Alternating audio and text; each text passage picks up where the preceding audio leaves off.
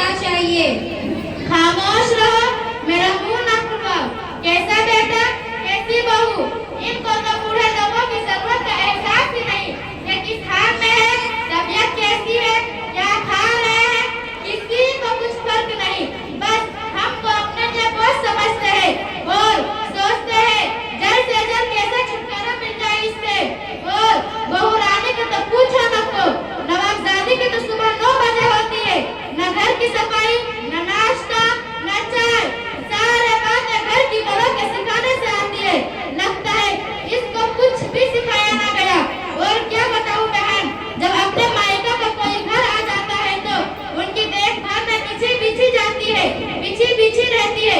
और जब हमारा कोई आता है तो कुछ भी परवाह नहीं, न देने के लिए हाथा पड़ते, न बढ़ाने के लिए पैरा पड़ते। नाटक शुरू हो जाती है, कभी सर में दर्द, कभी पेट में दर्द, कभी यहाँ दर्द, कभी वहाँ दर्द। तबीयत ठीक नहीं है। और खाने के हाल तो पूछो नको, चाय बनाएगी जैसी काली अम्मा बस की रात, दाल बनाएगी ऐसे जैसे तालाब का गंदा पानी, चावल ऐसा तो खाएगी तो पेट में दर्द शुरू हो जाए। और हर 2 दिन के बाद मायका जाता है और जाके माँ के पल्लू से बच जाती है, आने की नाम ही नहीं लेती। अरे अम्मा जान, आपकी बहू तो इतना सब कुछ करती है, आप बोलते क्यों नहीं? देखो बहन, मैं तो बोलते बोलते तंग आ चुकी हूँ। अब कुछ बोलना मुश्किल हो गया है। कुछ बोले तो हमारे शहजादे के पेशाब में पल बढ़ने लगते हैं, इसलिए खून को खुद पी के खामोश रहना पड़ता है। अरे आफरीन, मैं तो तुम्हें चाय पिलाना ही भूल गई। चलो होटल में बैठकर चाय पीते हैं।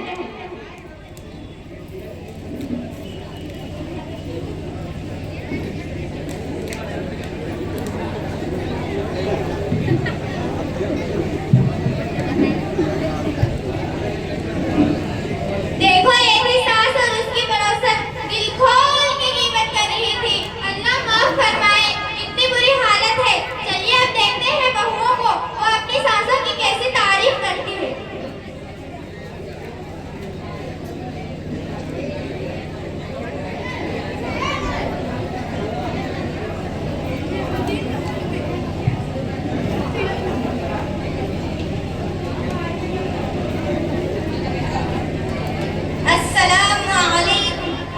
वालेकुम अस्सलाम।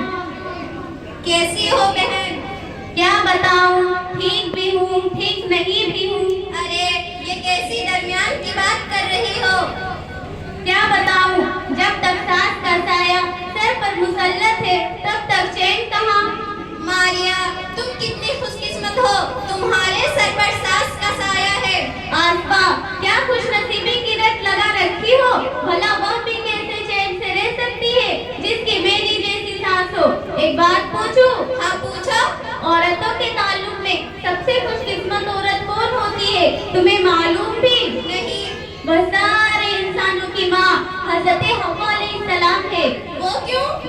क्योंकि उनकी सास और ननद नहीं थी। मारिया, तुम अपने सास से इतनी परेशान क्यों हो? वह सास नहीं, परेशानियों का घर है। जब देखो नाक चढ़ाए मुसल्लत रहती है। मैं खाना खाऊं तो परेशानी, मैं उठूं तो परेशानी, मैं बैठूं तो परेशानी, मैं कुछ बोलूं तो गुस्सा, मैं कुछ ना बोलूं तो मगरूर। वह हर काम पर नुक्ताचीनी, मतलब राय का बोल भूल कर भी ना सुनूं। और तुम ही बताओ, मैं उसका क्या नाम दे सकती हूँ? मेरा जैसा चलता है छोड़ो, तुम अपना बताओ। क्या बताऊं, मुझे तो जरा भी चैन नहीं। मेरी तलाकशुदा ननद ने दिन और रात मेरा सर पका रखा है।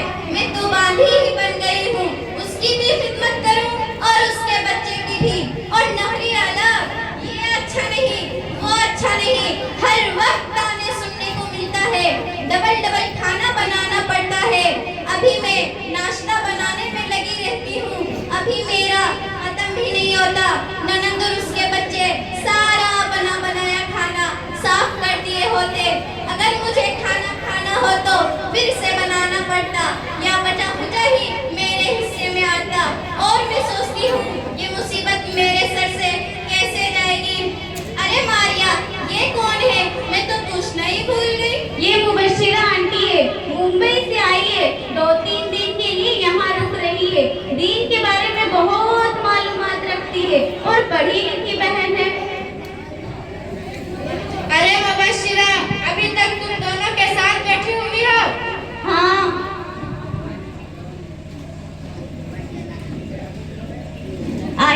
सासुमा बैठिए।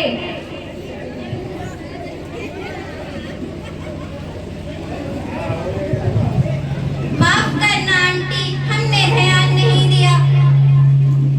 कोई बात नहीं, सुबह से घर में हुए एक बात देख रही हूँ, हमारी जुबान पर दूसरों के शिकवा शिकायत, दूसरों की गीबत बहुत ज्यादा हो गई है। जुबान की गुनाह तो हम कसरत से कर रहे हैं, अल्लाह ही हमें माफ फरमाए।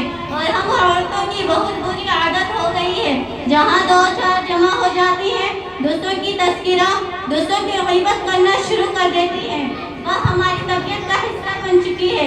महज वक्त गुजारी के लिए हम गीबत करना शुरू कर देते हैं और उसके नुकसान का हमें जरा भी अंदाजा नहीं। सुबह सुबह मैंने आमिना आपा और उनकी पड़ोसन की बातों पर गौर किया और अब तुम लोगों की बातों पर भी मैं गौर कर रही थी। ये सारी गुफ्तगू गीबत है।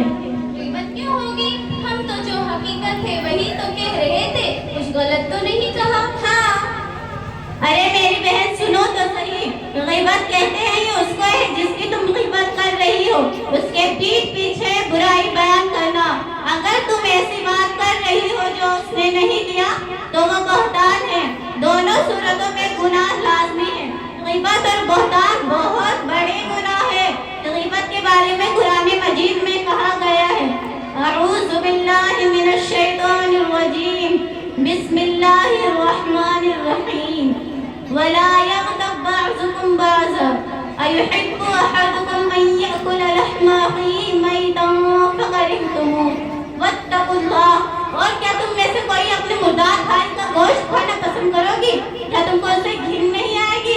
अल्लाह से डरो। रसूलुल्लाह सल्लल्लाहु अलैहि वसल्लम ने फरमाया, लोगों को एक दिन नाक के बल या मुंह के बल जुबान की बातें ही गिराएगी।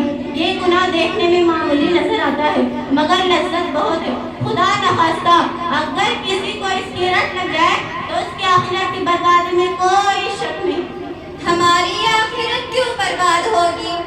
क्योंकि जब हम किसी के पीठ पीछे बुराई बयान करते हैं तो कल क़यामत के दिन हमारी नेकियां को दे दी जाएगी जिसकी हमने गीबत की थी।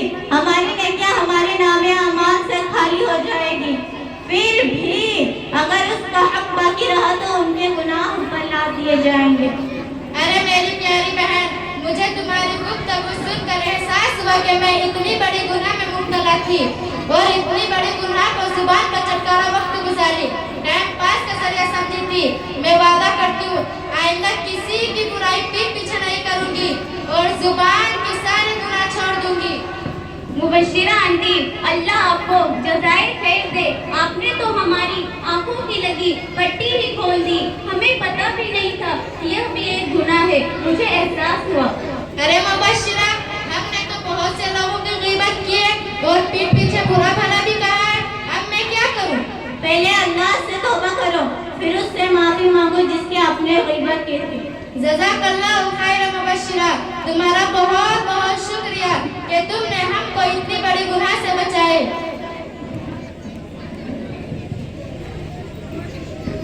सासुमा, हमें माफ कर दीजिए, हमने आपके पीठ पीछे बहुत सी बुराई की। हाँ बेटा, हमने भी तुम्हारे पीठ पीछे बहुत से बुराइयां की, हमें भी माफ कर दो।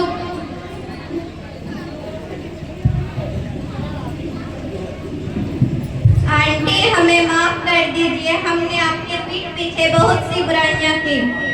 हाँ बेटा, हमें भी माफ कर दो, हमने भी तुम्हारे पीठ पीछे बहुत बुराई की।